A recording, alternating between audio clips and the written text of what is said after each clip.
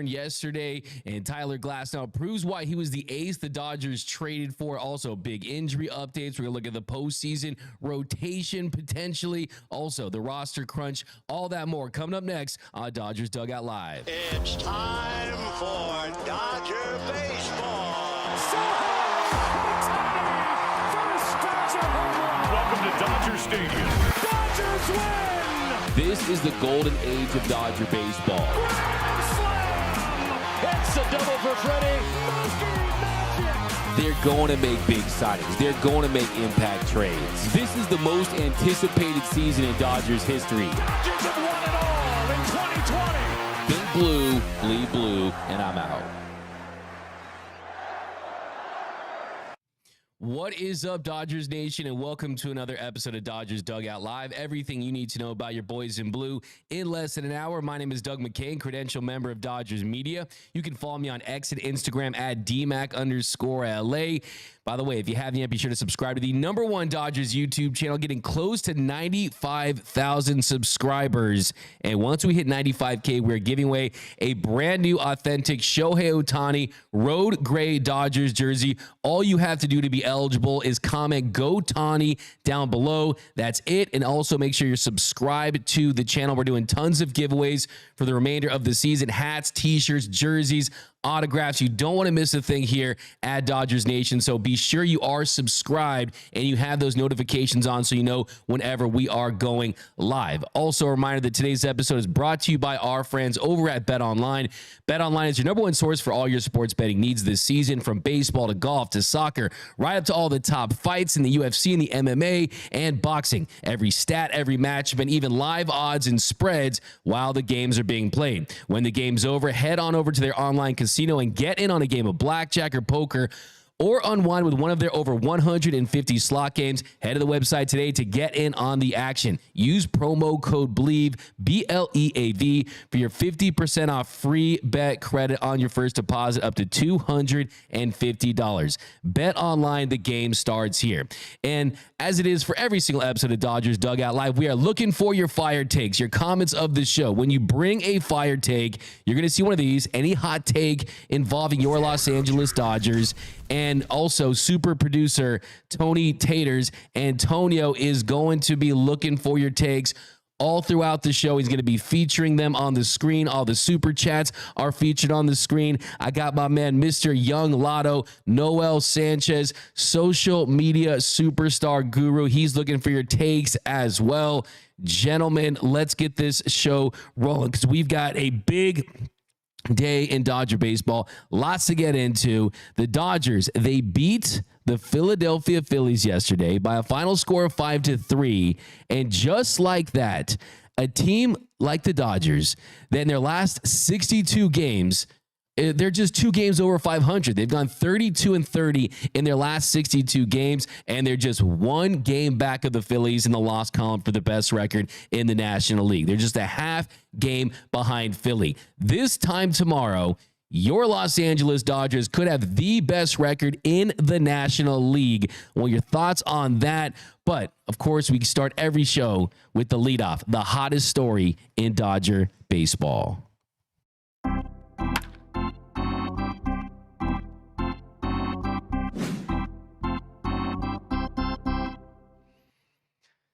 So I'm seeing some Max Strongs in the comments. Hashtag Max Strong from Baseball Lifey. We got the hashtag Max Strong, Max Strong. Lots of love for Freddie Freeman. And Freddie Freeman absolutely deserves a lot of love. BT Foul says, "What up, DMAC? Good afternoon, Dodgers Nation." DMAC has the best recorded, definitely good times here on this show. We got to so much disrespect for a man that literally carried this organization. So we got people talking about Clayton Kershaw. We'll talk about Kersh in just a second. But the leadoff today is about Freddie Freeman, who returned to the Dodgers lineup yesterday after missing 10 days. And not the best night at the plate, goes 1 for 4, did get a hit in his second at-bat. It was very difficult for him to concentrate in that first at-bat when it was an emotional return to Dodgers Stadium. His son, Maximus, dealing with the Guillain-Barré syndrome, a rare neurological condition where his immune system and his nerves were in a battle. He was on a ventilator. He was on a breathing tube. And before the game, Freddie Freeman was very, very emotional. And he went in depth on the process and getting Max out of the hospital and everything that involved. And he said when Max was born, we were trying to figure a name for 2 kids at the same time. And Chelsea came upon Maximus, and I was like, that's a strong name. I said, I didn't know it was going to be proven true within 4 years of his life. How strong this little boy is, it's heartbreaking. It really is. And Freeman, he is one of the most giving superstars in Major League Baseball. He's one of the nicest, the friendliest, the big $1 million smile with Freddie Freeman. But I think yesterday it kind of humanized him. It showed that, yes, he's a larger than life future Hall of Fame baseball player, but they go through the same problems as everyone else goes through, right? They have life emergencies. They deal with things too.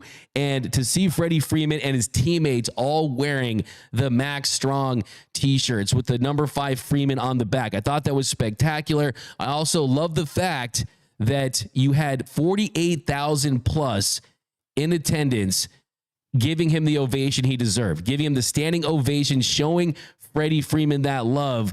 And you knew that was going to be emotional, and you knew that Dodgers fans were going to be there to support him, and they did that. They were there early.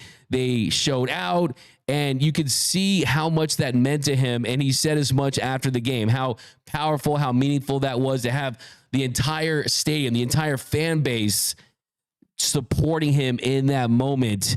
And he also said during the press conference, I know Dodgers fans don't like this, but I would gladly strike out with the bases loaded in the bottom of the 9th inning in Game 7 of the World Series 300 million times in a row than see that again.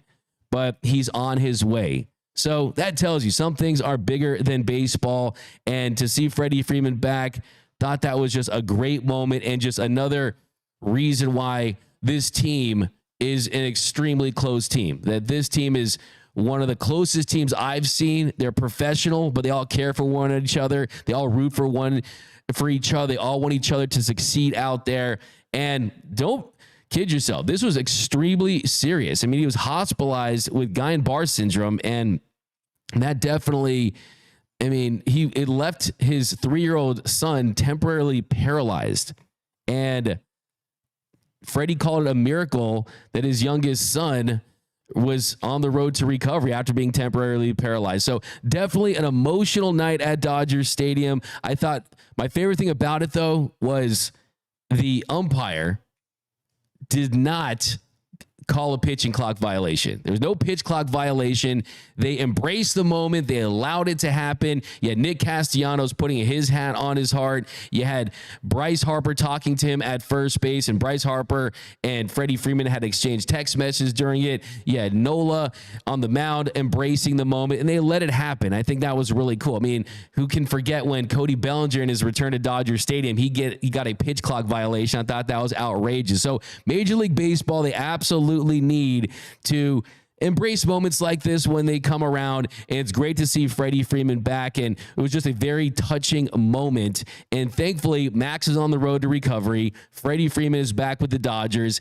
He ends up going 1 for 4 on the night. He did take swings off a tee while he was absent, and he said he really liked what he saw in his swing. So clearly that translated to miss that much time and get a base hit. I thought it was very impressive, but yeah, that was people were cutting onions, not a dry eye in the house. Noel, what was the reaction to Freddie Freeman and just this whole ordeal? Because I mean, a lot of people really kind of touched a lot of people that were kind of interested in just going through this entire story with the Freeman family. Yeah, I think the collective was just that it was bigger than baseball. It was a moment that was reflected all throughout social media, even moving on to this morning, people waking up, going about their days, and just seeing the connection that all of these athletes have. When they step onto the diamond, they're competing, they're putting on a jersey that's bigger than themselves. But like any of us, we also go home and we have responsibilities. We have loved ones that we need to take care of. So to see that Freddie was able to take 8-9 days away from the team and then come back with open arms, the team wearing Max Strong shirts, Bryce Harper, another superstar he's competed against, showing love to him. I think it just goes to show that MLB has done an amazing job at building a community of players that want to play for themselves, but also look out for the guys that are on other squads too. For sure, 100%. And fire take from Noel as always. But yeah, I mean, there's no doubt about it that it was impressive that he could find a way to come back after missing so much time and having his heart and his mind somewhere else and be able to produce in day one. So really a testament to the professionalism of Freddie Freeman. And look, I did say last night, hey, I like my lineup with more MVPs in it. I mean, I like having an MVP back. I like having a starting rotation that can go deeper into games. And now we're going to do some 3 up, 3 down, 3 things I like, 3 things I don't like right now in the world of Dodger baseball. That's coming up next here.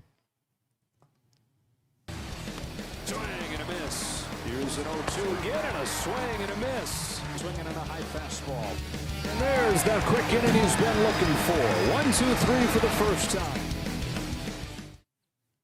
So for the first up, let's go Dodgers, is Tyler Glasnow. Tyler Glasnow, he struck out 9 of the first 15 batters that he faced, did have some bad luck. We'll talk about Andy Pages' misplay and what that's going to mean for the Dodgers, but Tyler Glasnow had gone through a little bit of a slump. He injured his back. The numbers were trending downward, and then he's really gotten it together the last couple of starts. Yesterday, he goes 6 innings, gives up 3 runs on 5 hits, had 9 strikeouts. His start against the Padres, he went 7 innings, gave up 3 runs on 6 hits. So you are starting to see the quality starts ramp back up. You're starting to see the innings go up, and that's exactly what you need for a starting rotation that really hasn't pitched more than 5 innings per start since the beginning of June. But I'm here to tell you, 3 of their last 6 starts, you've gotten a quality start. So that definitely is a major boost to this bullpen because they need it. They can't be taxed, and the rotation has to do their job. But I think what really stood out yesterday was the way he was attacking hitters. The way that Tyler Glasnow said, you know what? This is a potent lineup. You got all-stars. You got players we could be facing in the postseason, and he strikes out the side in the first inning. You punch out Trey Turner and Schwarber and Bryce Harper, and now he has 164 strikeouts on the season. That's a new career high. A new career high for Tyler Glasnow. So I think one theme we're seeing with the Dodgers this season is players that were great on other teams. Tyler Glasnow, Shohei Ohtani, Teoscar Hernandez, great on other teams, but better with the Dodgers. And that's because of how this organization can raise your game, can make you play at an even higher level. And they've truly found a way to keep Tyler Glasnow, for the most part, healthy, keep him dominant. And he's now on pace to throw the most strikeouts for a right-handed Dodgers pitcher since Hideo Nomo threw 236 strikeouts in his rookie season in 1995. So that's where he's at. And I think yesterday, what was so impressive as well was the way that he attacked hitters. He can keep different ways. You can see him go with the 4-seam fastball and just mow guys down and hit his spots. And we know that he has that in his bag. But for me, it's the emergence of kind of balancing out his pitch mix. And if you look at his pitch mix yesterday, he threw that 4-seam fastball 43% of the time. The slider, 42% of the time. So it was almost even with the 4-seam and the slider. He threw the 4-seam 39 times, the slider 38 times, and then went with that curveball 14 times. And he was getting swing and miss. He was getting 17 swings and misses on the night, had the strikeout. So, hey, Tyler Glasnow, one of the biggest questions remaining in this season.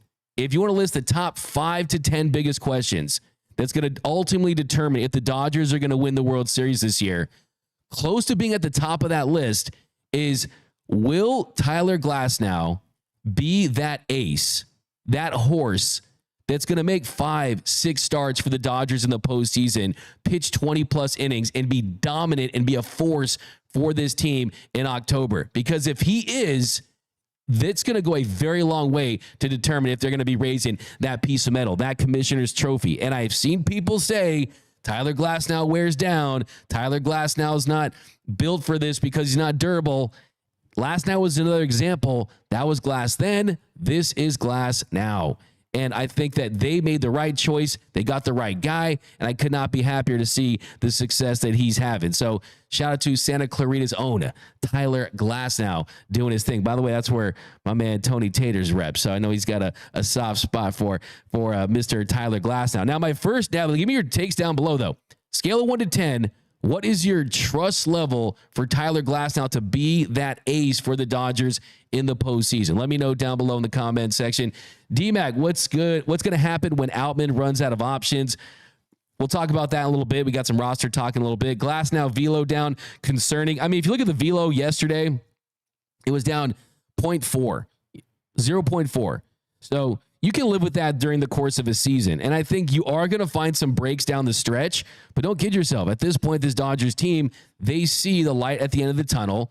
They see the opportunity to finish with the best record in the National League. And they also have gotten some competition in the National League West. So those are all factors at the moment. I mean, yes, you want to win your division. Yes, you want to win your league.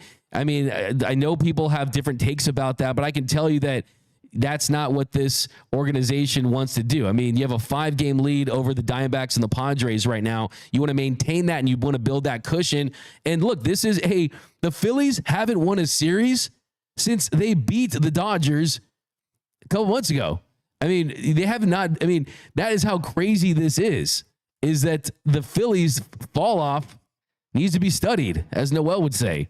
I mean, they've really struggled for quite some time, and the Dodgers have a great opportunity right now to jump on this league and finish with the best record. I don't care what anyone says out there. That is what you want to do. That's exactly what you want to do if you are the Dodgers. The Phillies have not won a series since they swept the Dodgers on July 9th, 10th, and 11th. Isn't that insane? I mean, the Phillies look like they were going to run away with the National League, but they have not. But now for my first down. I hate to do this. I hate to be rough on myself, okay? But Will Smith. Will Smith has been struggling for an extended period of time now. Will Smith has been hitting a combined 204 in the last 3 months. And, I bring my facts to the fight. We got to dive into the numbers here. The first month of the season, a little over the first month of the season, first 27 games for Will Smith. Smitty slashed 362, had a 403 on base, slugged 543, and had a 162 weighted runs created plus. He was 62% above league average offensively. Ever since that first month, next 65 games for Will Smith, he's hitting 201 with a 296 on base, a 393 slug, and he has a 92 weighted runs created plus. So he has been 8% below league average. So he's gone from 62% above league average to 8% below league average for the last 3 months. The catching defensive metrics has also slid a little bit, and he did have the 3 home run game.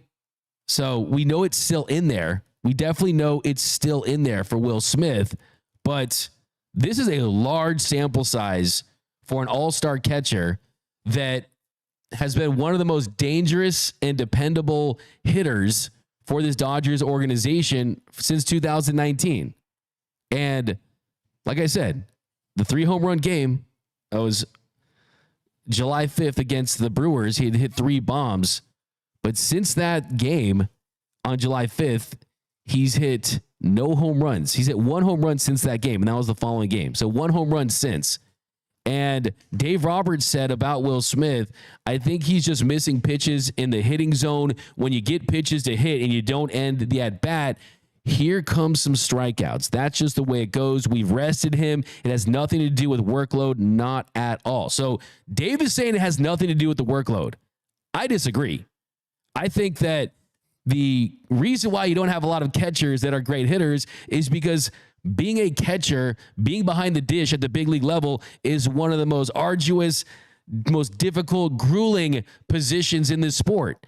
And I think you need to find a way to optimize Will Smith, take advantage of that 10-year, $140 million contract, because we now have a pattern here.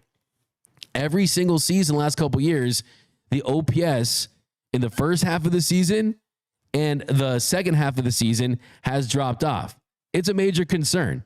And Will Smith, we know he's the clutch prince. He's one of the very handful of players that you want to see at the plate when it's crunch time, when the lights are bright in a high leverage situation, runners in scoring position, the ability to walk off guys. We've seen him do that, but last season, first half, 889 OPS. Second half, a 701 OPS. You see the drop off there. Let's check 2022. First half, 842 OPS. Second half, 765 OPS. Okay, let's check 2021. First half, OPS, 800. Second half, 936. So 2021, he did have a better second half than the first half. And the game started were 52-62. So there is a little bit of a example there, but still, my concern level for Will Smith, definitely concerned, man. I mean, we need Will Smith in a massive, massive way. I think the solution there, you got to manage his workload. You got to be honest with Will Smith and who his backup is in Austin Barnes. And Barnes is swinging a pretty nice bat this season for a backup. So let me know down below in the comment section. What do you think about Will Smith and his struggles in the second half of the season? Like I said, I mean, sometimes we got to have honest conversations on this show. And the truth of the matter is that outside of the first month plus of the season, Will Smith has been a below average bat. We got a super chat here from Tayo Serrano, $5. Put this toward Walker Buehler's sticky stuff when he comes back. Bruh. Give you a bruh there. We got chat. Big D. Hope you've been taking ground balls at third base, Doug. Your days as catcher are numbered. That's from me. Okay. You're talking about Will Smith. I'll give you a home run there. Mike Lerma. Once Max recovers, he needs to throw out the first pitch at a home game. That's a fire take. I like that. It's a comment of the show. That'd be great to see. Freeman jersey next giveaway. Okay, you got some good ideas there. I'll give you a little Let's Go Dodgers for that one. Ismael Sanchez, as a parent, Freddie's return and the way he was welcomed back gave me the feels. Hashtag Max Strong. Yeah, it really did. I think anyone out there yesterday, I mean, I think it's so cool. We talked about Freddie, but still, I think it's so cool that Freddie can be such a great player and not be afraid to cry, not be afraid to be emotional. That's who he is, and he's so authentic to himself. I think some people would see that and say, oh, is this authentic? Is this put on? Not with Freddie Freeman. It's 100% who he is, a very emotional player who wears his heart on his sleeve. I like the fact that his dad was sitting behind home plate, too. Did you see his dad sitting behind home plate with Mary Hart? Thought that was cool. Poorhouse picker. Let Will Smith play third base a few games a week and call up Dalton Rushing. We're going to talk about that. He kind of jumped the gun on that one. I was actually going to throw something like that out there in a little bit. Ben Kawucha. Pajes and Hayward should swap positions for now. It's not a bad take. We'll talk some Pajes here. $4 super chat. Does Barnes get a start over Smith in October? Smith's struggling, but he's a big game player. I think that Will Smith is going to be fine. I truly do believe that. But I think that you need to save him from himself during the dog days of summer. And as you said, October. Go back to 2020. Go back to the home run he hit in Game 5 of that series that changed that series. The Dodgers were down and out, and he goes up there and Will Smith, and he wins that battle. So I still have all the confidence in the world that he's going to be that guy, but you see the way they're attacking him. Fastballs up and away, trying to get him to chase, trying to kind of keep him off balance on the outer third of the plate, and he just needs to make some adjustments. But yeah, I think that it's tough right now, but he's going to be just fine. Now, next up here, is a big up for me, is Brusdar Graterol. The bazooka is back. Load the bazooka. Brusdar Graterol has been activated from the 60-day IL. And I really need to emphasize this, that this is almost as good. I know this is people might think this is crazy. This is almost as good as the Padres getting Tanner Scott.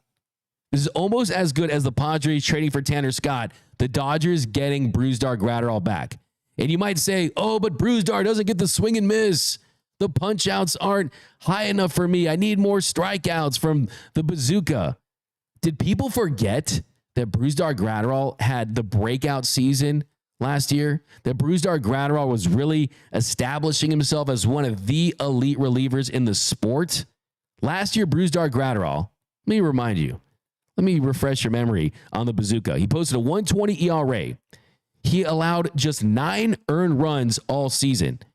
His 3.09 expected ERA was the best on the Dodgers. He hasn't allowed a run since July 24th. It was a solo shot hit by Blue Jays Matt Chapman at Dodger Stadium at the time. And then after that home run that he allowed to Matt Chapman, he pitched in 24 more games, and he did not allow a run in his final 25 innings. That's the longest scoreless streak by a Dodgers reliever since they moved to Los Angeles in 1958. People forget how dominant he was, and he was good in the NLDS. He came in relief of Bobby Miller there in game 2. He recorded 6 outs in that game. That tied his major league career high, and he walked the final batter in that game when he walked Geraldo Perdomo on 4 pitches. He ended up throwing 30. That ended his string of getting out 31 straight batters. And Brusdar Graterol certainly has been a phenomenal addition to this team, and getting him back is going to be massive. So let's not forget, Brusdar Graterol is going to be huge for this team. And if he comes back, you got Kopech, you got Joe Kelly, you got Daniel Hudson, you got Evan Phillips has turned the corner. Ryan Brazier is on the mend. Blake Trinan, I think, is just we'll talk about his IL stint here in a second here. But I think with me, Brusdar Graterol is going to factor in massively to this bullpen. I could not be more excited to see him back on the mound. Now, I also say, too, Anthony Banda, the Banda Express, I think he absolutely is making a push. Absolutely is making a push to stay on this team. You've seen the velocity go down a little bit from Alex Vesia. And when it comes to strikeout stuff, that is something that Anthony Banda possesses. And didn't have the greatest appearance yesterday. He walked Schwarber. You don't want to walk the lefty when you're a lefty. Gets ahead in the count 0-2, then ends up walking him. A couple batters later, he struck out Harper with a nasty sinker at 97. Gave up the single to Bone on a changeup. And then he struck out Marsh swinging. Did benefit from a call up in the zone that really was a ball that was a little high. Did get the benefit of the doubt there for strike 2 during that at bat. But still, gets him swinging with a slider. So keyword swinging. That is something that is the point of emphasis for this Dodgers team when it comes to constructing their postseason bullpen.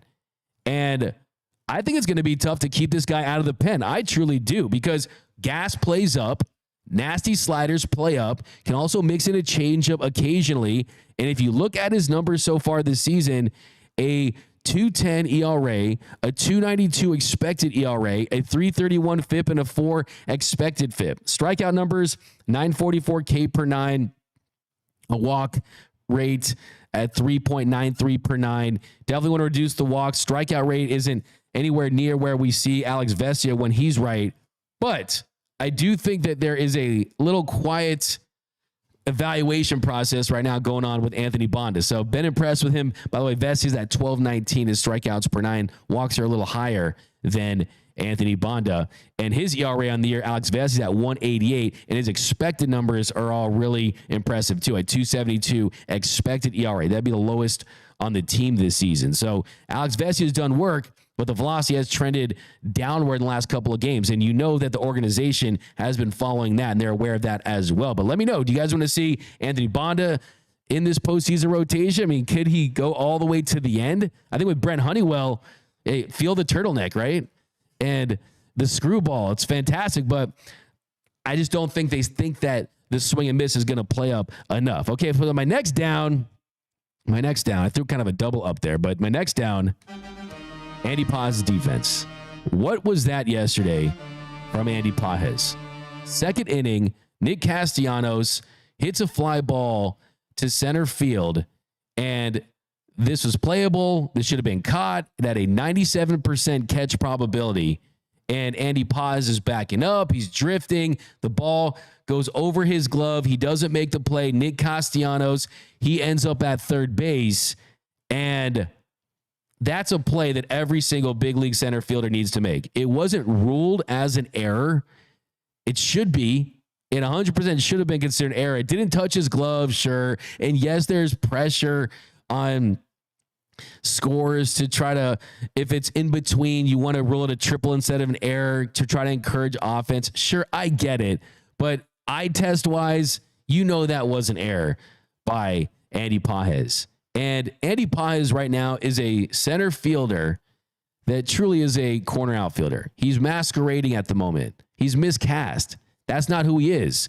And on top of that, he did have an RBI double yesterday, scored Hayward to get some of the offense back. So you got to give him credit for that.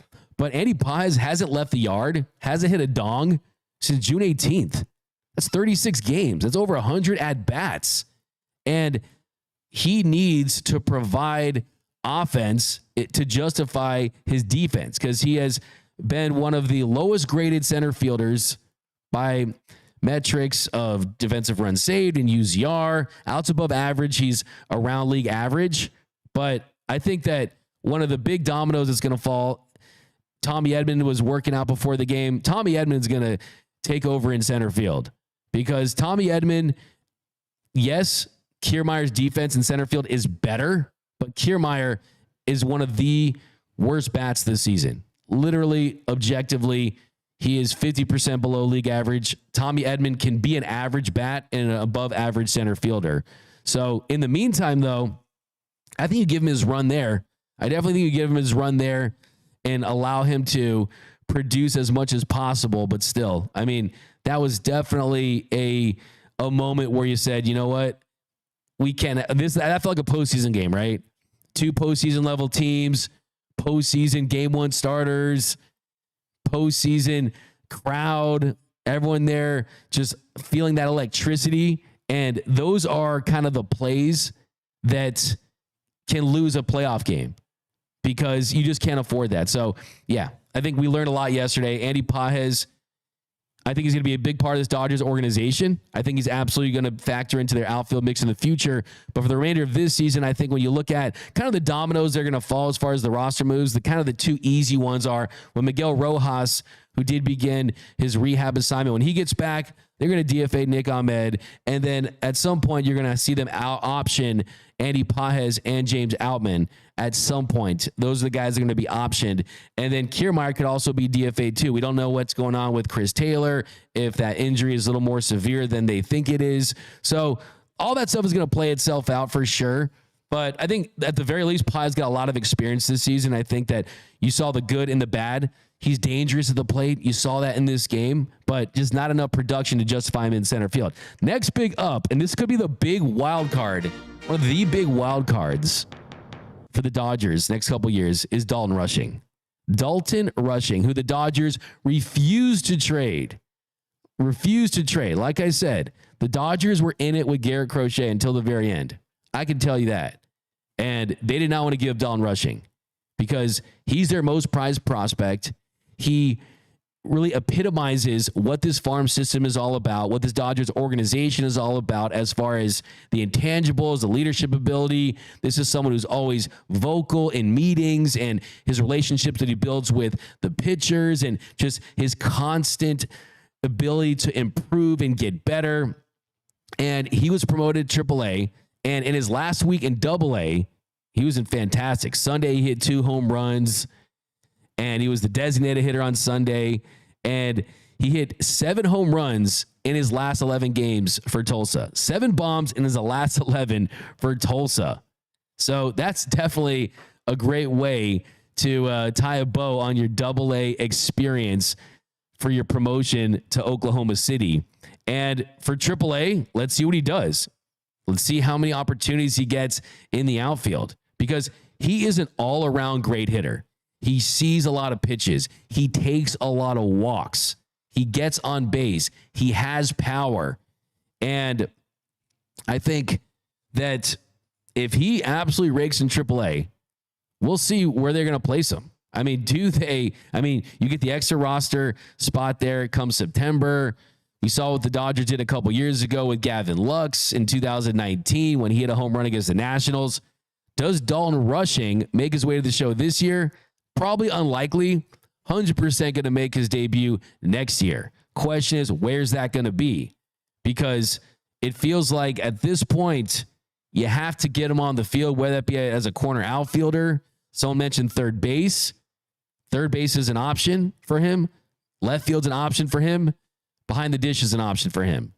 And we'll see what happens with Will Smith. Does Will Smith say, I want to go to third at some point? I don't know if that's going to be next year or the year after that, because he's already an all-star catcher, and that's where he's made his bones in the show. And from what I've heard, Will Smith is very adamant on staying at catcher for at least the next couple of seasons. But Dalton Rushing, man, lots of potential there. I mean, bring up Rushing to make Barnes the bullpen catcher from Keith Potter. We got some chats here. Rushing quarter Casey Porter is a dog. Yeah, absolutely, he's a dog. We got move Pajes to right field, take pressure off, and focus on hitting. That's from Ken Wolcock. That's what they need to do. I think you could always move Jason Hayward to center field. He can play that position. Dodger Blue, Bazooka's mom needs to come out to see him play. He dominates when she comes to see him. Yeah, that was a great moment last year. Eric Arcos, Blake Trinan with the hip injury. Yeah, we'll talk about that. I don't think there's too much to really dive into with that. I think that's kind of one of those things where he was placed on the 15-day IL with left hip discomfort. He had been struggling a little bit of late. That's a good way to give a veteran reliever who had really outperformed the amount of innings they thought they were going to get from him this year to this point, a much-needed breather to make sure that he can be a part of the home stretch into the postseason. So I'm not overly concerned about that. As long as it's nothing to do with the arm, it's the hip, he's going to be just fine. Now, next down, this one's tough. Miguel Vargas. Did you guys see Miguel Vargas slumping on the Oakland Coliseum dugout? Look at my boy. What they did to my boy. They massacred my boy. Miguel Vargas. This guy went from baseball heaven to baseball hell. He went from hanging with Ohtani and Betts and Freeman to the worst team in baseball. He looks like he's been sent to baseball prison. Just look at him right there. It's just sad to see. I mean, going to the White Sox is pretty much the death penalty.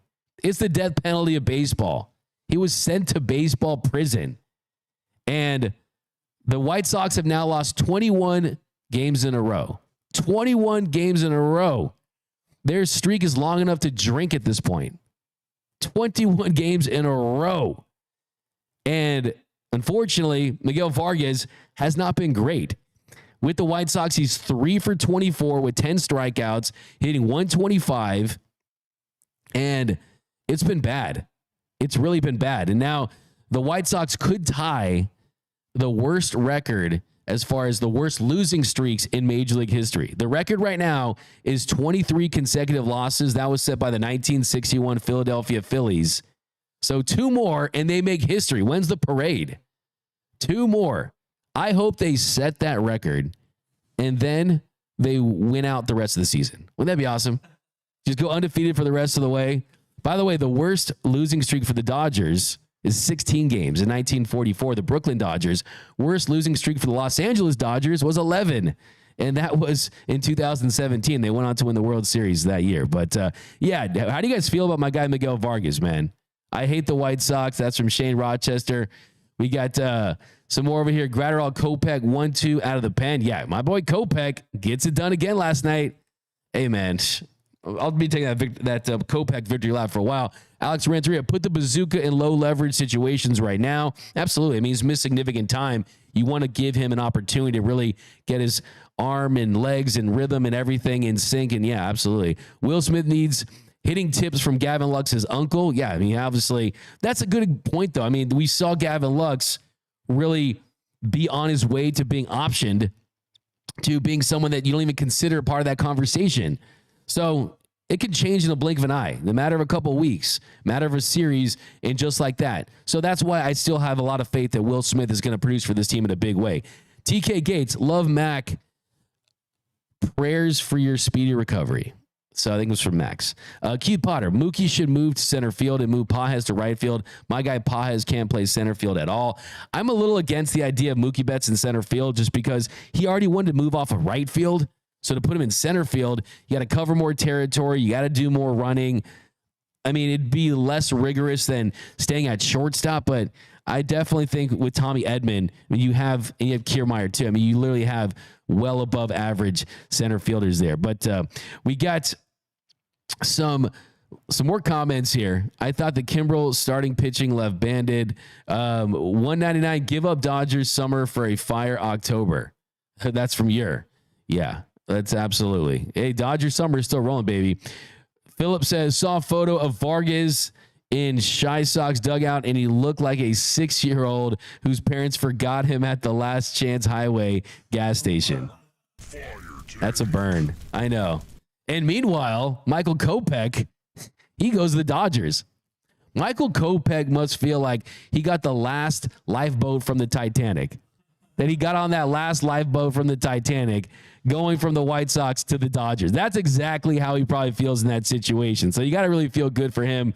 Pages is okay. That's a little dark right there. Not going to read that one, but Vargas, Cartaya, Bush all got traded by the Dodgers after their value was at its highest. That's from Bilal. Okay. Yeah. I mean, look, this is really a microcosm of just the Dodgers' ability to acquire free agents, to acquire reclamation projects, to have veterans on their roster where they can have top-level talent that just gets blocked. But in the case of Miguel Vargas, he had his opportunity last season when he got the runway to be the Dodgers' starting second baseman to open the year. He had an 85 weighted runs created plus. Defensively, he graded out below average. Yes, he was injured, but at the end of the day, he didn't produce. And then this season, you really just couldn't find a spot for him where you felt good about it defensively. And you got to give something to get something. And you look at what they got in that deal. You got two players that can help you win this season. We got a super chat from Albert Gomez, $5.21. Damn. And Dodgers fans cry when we lose 2 games. LOL. Hey, look, baseball is that sport, man. Baseball is that sport where literally almost half the year you let a baseball team determine whether you're going to be happy or sad. You live vicariously through these teams 162 games a year. You're miserable the entire season. You're frustrated, angry about something 162 games. You're hell. Even if the Dodgers win, it's like they didn't win right? It's like so we focus on what happened in those wins that didn't help it. But switching gears kind of the main topic today as we continue to roll on here is Clayton Kershaw goes tonight. Clayton Kershaw on the bump tonight for the Dodgers, his 3rd start since he returned. The first start back, he looked really good against the Giants. He went 4 innings, had 15 swings and misses, had 6 strikeouts, threw some changeups in there, which was more than we've seen from him. The slider, the curveball, the fastball, the command was better than it was in his second start. Second start, though, that was definitely concerning. That was definitely an alarming second start. Still extremely early, still premature. But Kershaw in his second start gave up 7 runs in 3 2/3 innings. 3 of those were earned because of the errors. But he did have 1 strikeout. And he also threw 83 pitches. And of those 83 pitches, got 2 swings and misses. 2 swings and misses on 83 pitches. That is definitely a major concern. To think that someone like Clayton Kershaw, who has been someone even with his reduced and diminished velocity, has been able to go out there and get swing and miss, has been able to get out there and get strikeouts. He wasn't able to do that.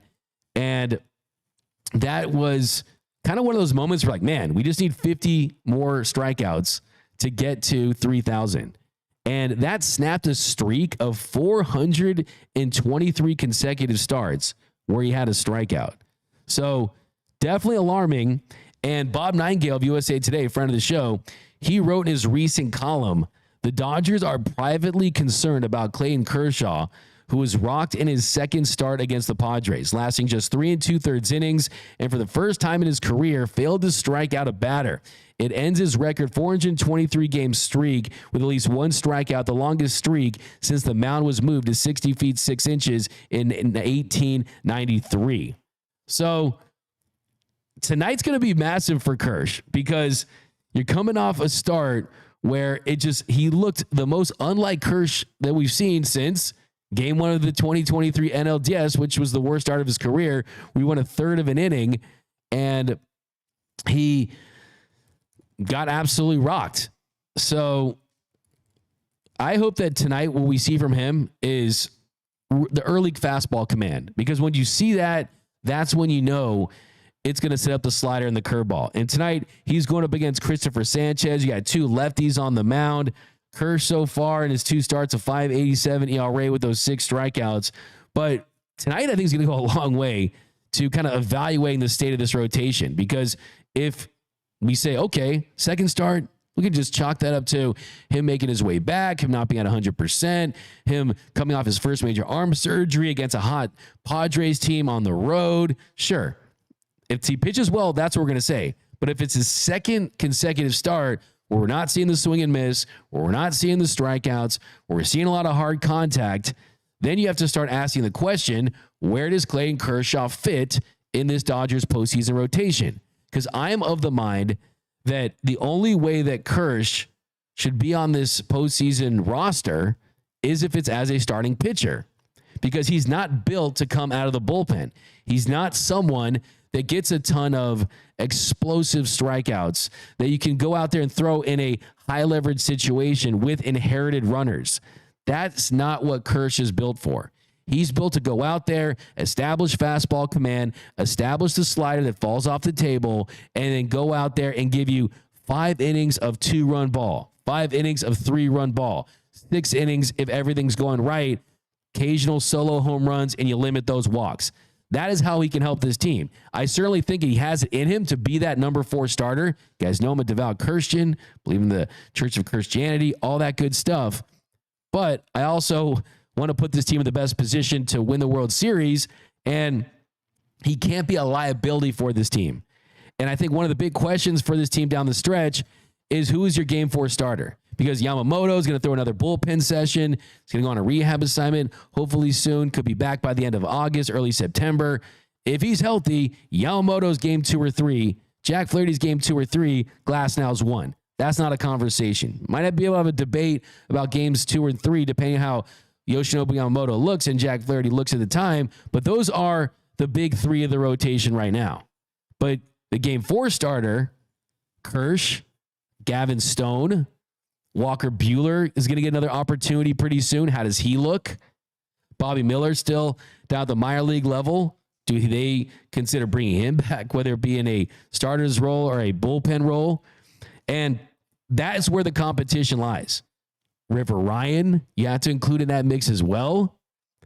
I mean, I do think there's a world where River Ryan is the Dodgers' best game 4 starter.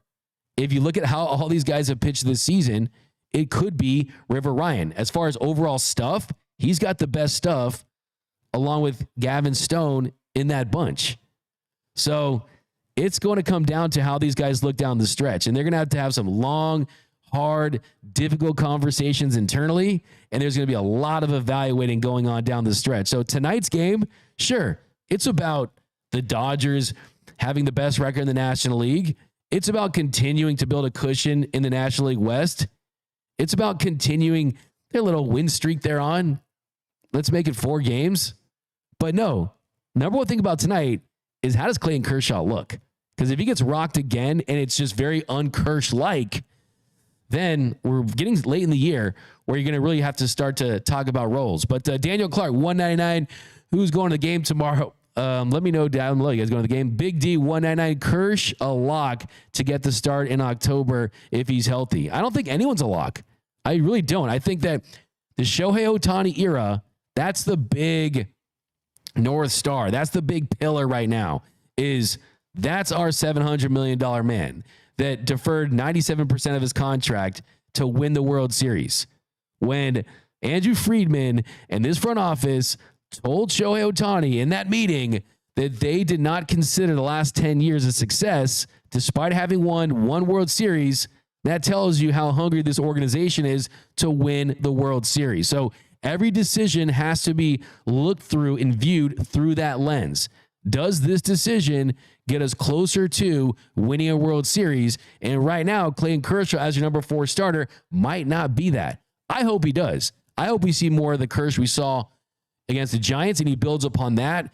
And the second game's back was a little different. He has to be better. He knows he's got to be better. And the beautiful thing about Kershaw is he doesn't want anything given to him. He knows this is a meritocracy, and he has to earn this. So it's exciting. We got IC says, drink a shoey if Kershaw gets past 4 innings. Look, okay, I won't do it. Okay, I'll throw out a shoey little bet here. If he gets 9 strikeouts and goes 5 innings, I'll give you a shoey on tomorrow's show before I say anything too. Before I say bet online, before I say my name, like it'll be the very first thing I do after the tease. That's a promise. We got mood swing. This will definitely be judgment day for Kershaw. Will Kershaw last 5 innings today, D-Mac? I'm going to say yes. I'm going to think positive about this. And then you got the Walker Buehler situation, and we're going to see Walker Buehler back pretty soon here. And with Walker Buehler, it's going to be really interesting because the Dodgers, they're going to start a stretch of games where you could see a 6-man rotation. You got 13 games in a row. And Dave said recently about Walker Buehler, honestly, I don't think it matters.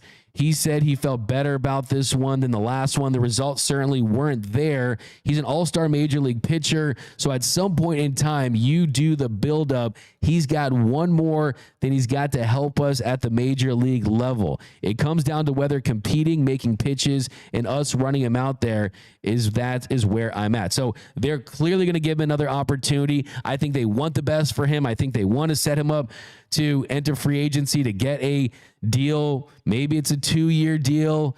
Maybe it's a bet on yourself deal. I don't view him as a qualifying candidate, a QO candidate. I don't think the Dodgers are going to extend him the qualifying offer and give him over $20 million because he surely would accept that at this point. Hey, he might even sign a multi-year deal for that, right? I mean, it's pretty much where he's at. So I think for him, it's going to be huge to see how he looks. Now, he did strike out 6 and 11 swinging strikes in his last start in El Paso. 86 pitches to get 10 outs. That's not great, but I think he's got to clean some things up. I mean, he stole 5 bases on him in his last rehab start, and that's happened 2 straight rehab starts. So we'll see. I think he needs to just see the bright lights of the show again, and I anticipate he'll get that start in Milwaukee. I think he'll be back in Milwaukee August 9th, and somewhere around then he'll get that start, and we'll see how he fares against the Brewers, and maybe we'll see shades of 2018 Buehler. I mean, that'd be ideal, but I don't think that should be the expectation.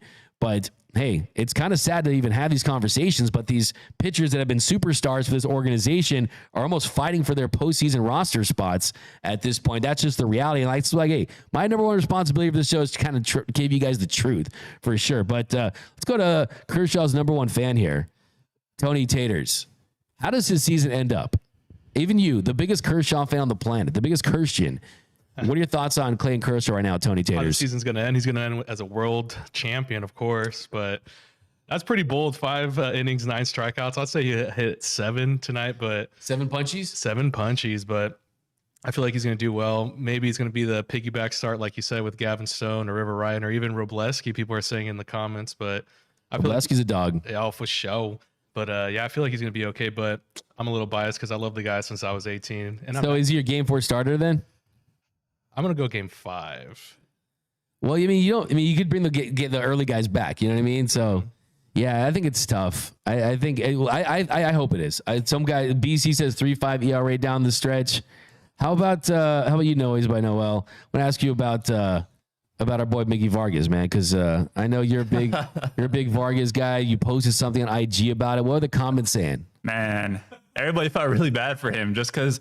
Even on my Instagram, I put that it looked like he was in the sunken place, like in Get Out, when you're just like falling and like you can't feel anything. I think you said it best. He kind of went from like the top of the top and then got sent down to Chicago, and I think you're saying the same over there. They're making history in the wrong way, but they are. Everybody in the comments was just saying they feel bad for him. They wish the Dodgers had kept him and traded somebody else. But that's my twin right there, man. When I got the stash, me and him are twins. So hopefully that's your guy, man. What I'm hoping is that it's kind of like a villain origin story where we're gonna look back in a couple of years, we're going to see when he was so sad, and hopefully he's thriving over there in Chicago, helping them turn their franchise around. That'll be the most ideal thing. Man, this guy, man, he just needs to smile, man. He needs to feel good. Like I say, he went to baseball hell over there. Smile, but we got someone say, she says your faith in Christianity is unbreakable. DMAC, yes, absolutely, 100%. As Vargas did not fit from Donald, but couple more here, guys. Couple walk-off shots. We got Vargas looks like he hates his teammates. Miguel Vargas looks so sad that hurts. They got to do the Spider-Man meme with that same song, you know, where he's hunched down walking across that building. Yeah, long time. Yeah, the long time one. Man, that could be that. Just we should edit some rain in there, some dark clouds. Gonna be able to put the bruh, like have a Gavin looks. I know. That's what he was living life with the bruh. We were just doing the reaction there. But yeah, Miguel Vargas, man, hey, as long as you're on this earth, and as long as I'm on this earth, you got a fan of me, my man. But that's gonna do it. And someone brings up a good walk-off shot from Roy Estrada and Justin Lambas. Crochet wanted to stay there. Yeah, exactly, right. For sure, he did want to stay there, and that's a little questionable there. Leak that information about the extension. Bold prediction: the Dodgers are going to sweep the Phillies. That's from Eric Akos. Robert McDavid, Jack in the Box, looking for a new manager. I put Robert's application in for him. Okay, unnecessary. Go Blue, go Dodgers tonight. Kershaw on the mound. Let's get a big start. Let's take the lead in the National League. Let's continue to stack these dubs. Good things are happening for your Los Angeles Dodgers. Lots of positive news, but that's going to do it. My name is Doug McKain. You can follow me on X and Instagram at DMAC_LA. Also, be sure to subscribe to the #1 Dodgers YouTube channel. Hit that subscribe button. Hit that notification bell. Hit that like button. Also, you can follow my man Tony Taters.